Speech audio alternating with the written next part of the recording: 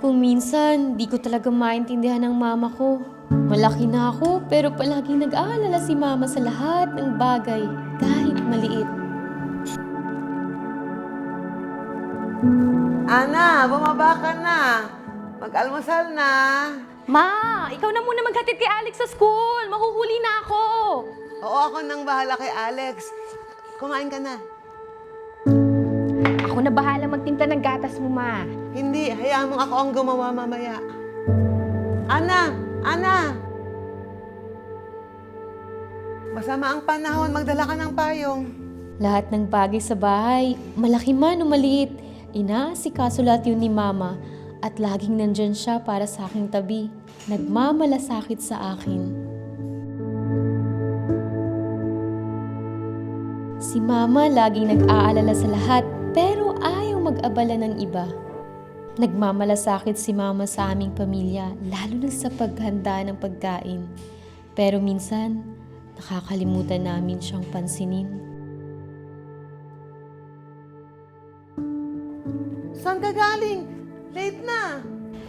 Nag-organize pa kasi ng party ang kumpanya eh. Sandali. Ikukuha ka ng tubig.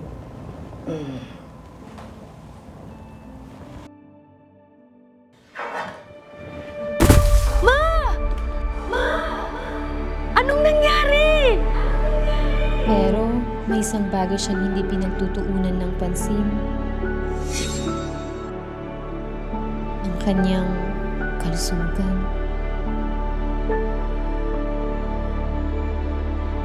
Sana pwede pang maibalik ang oras.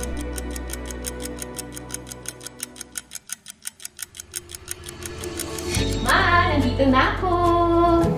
Ma, napansin kong naubusan ka na ng gatas nitong nakaraan. Kaya siniguro kong makabili nito para sa'yo. Ma, tumatanda ka na at kailangan na ng calcium ng buto mo. Ma, inumin mo to para sa kalusugan mo. Salamat, anak. Ma, unti na lang dapat ang ginagawa mo. Kalusugan mo dapat ang inuuna mo. Huwag kang mag-alala, anak. Malusog pa ako. Kaya ko pa naman lahat. Palagi na lang ikaw ang nag-aasikaso. Kaya naman, ako mag-aalaga sa'yo ngayon.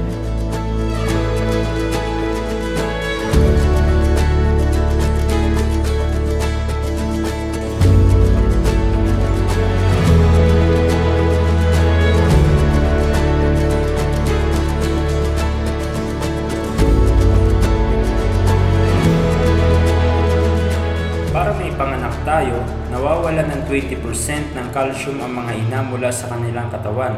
Alagaan ang kalusugan ng iyong ina ngayon.